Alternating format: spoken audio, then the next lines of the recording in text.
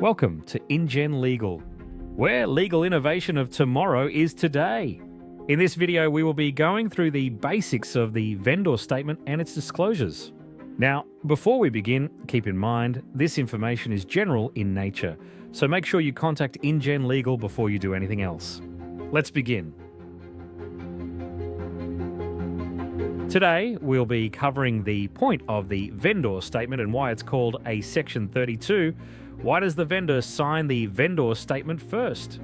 The title search, the plan of subdivision, what are outgoings in a vendor's statement, building permits, and finally, property and detailed property reports.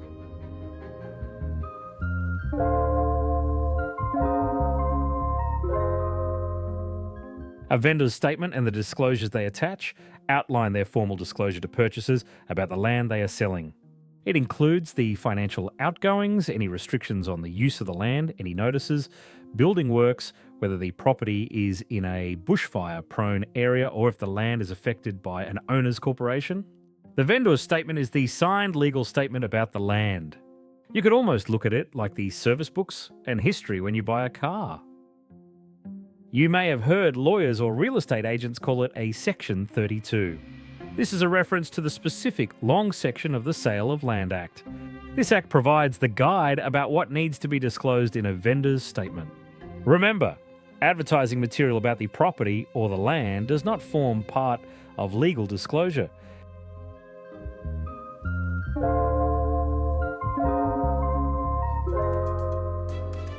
Now that you know why the vendor statement is called vendor statement or Section 32, it's time to understand why the vendor signs it first. The vendor signs the vendor statement before the purchaser signs because it is the vendor's confirmation of the disclosures they make to purchasers. By signing, the vendor confirms that the disclosures and attachments are accurate and that they have complied with Section 32 of the Sale of Land Act. This section requires the vendor to have signed the vendor statement before the purchaser signs the contract of sale for land.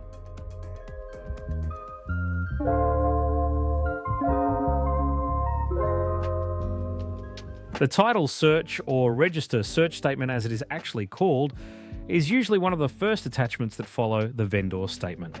It will tell you all the information about the land and who has legal ownership and date the title was searched.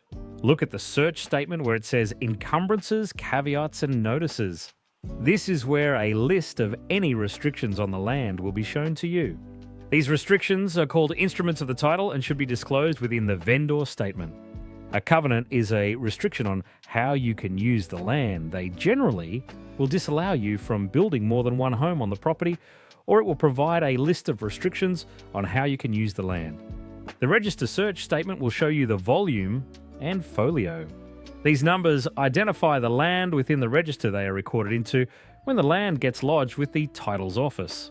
The title search will also provide you a lot and plan number.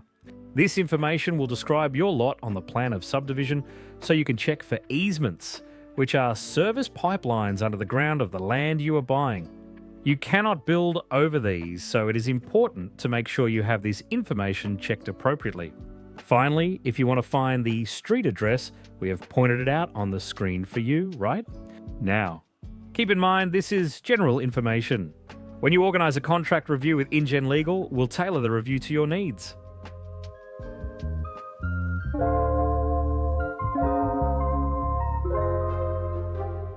The plan of subdivision tells you how the original block of land was cut into separate, smaller lots of land for purchasers like yourself to own and build a home on. It will also tell you if there is a registered easement on the land. Look for a straight broken line, usually found along the side or back fence line of your lot. This is where easements are usually found. An easement is a service or pipeline under the ground that usually connects water or sewerage services. It cannot be built over without the particular authority's consent to build over it. Keep in mind there may be easements on your land that do not show on the plan of subdivision. These are generally called unregistered easements and generally show up on the water information certificate. If you see a shed in the backyard and you think it has been built over an easement, let InGen Legal know so we can discuss the implications of it being potentially an illegal structure.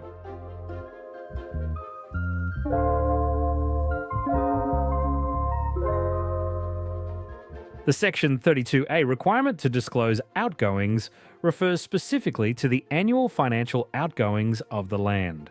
Commonly, conveyancers and lawyers will enter a figure with a buffer amount into the vendor statement for the outgoings per year.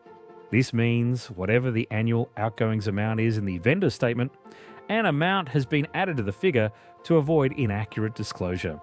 Where we can, InGen Legal prefers to outline the outgoings we discover in the disclosure documentation provided by the vendor, so we can give you more accurate figures for outgoings of the land.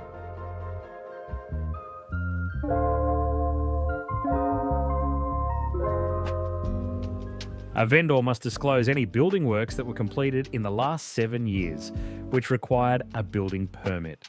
It is common that the vendor will have work done without a building permit. If the vendor has completed building work themselves, or they had an unregistered tradesman complete building works without a permit, they may need to organise an owner-builder report.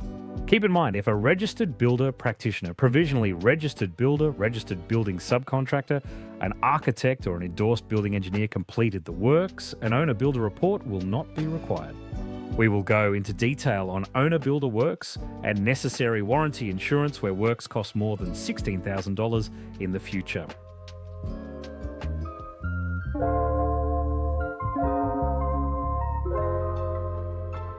The property and detail reports give you zoning information about the land. The zones generally detail if the land is general residential, bushfire prone if there are Aboriginal or cultural heritage sensitivity overlays, special vegetation or other zones. Zoning information will help you develop plans for the future if you are planning to develop the land. Residential land is usually zoned as general residential zone, or neighbourhood residential zone, or a mixed use zone. If it is marked commercial zone, you should immediately discuss it with your financial team to make sure that your bank will be prepared to offer a loan with this type of zoning. If you have been watching our Conveyancing series, you have already put yourself in a better position than other purchasers and vendors in Victoria. It is a complicated journey when you are doing it for the first time. InGen Legal guides you along the journey every step of the way. We do this by using only the very best of tomorrow's technological advancements, today. We then blend that with our human expertise to ensure your InGen Legal journey will be innovative but enjoyable. We look forward to helping you own tomorrow's dream home, today.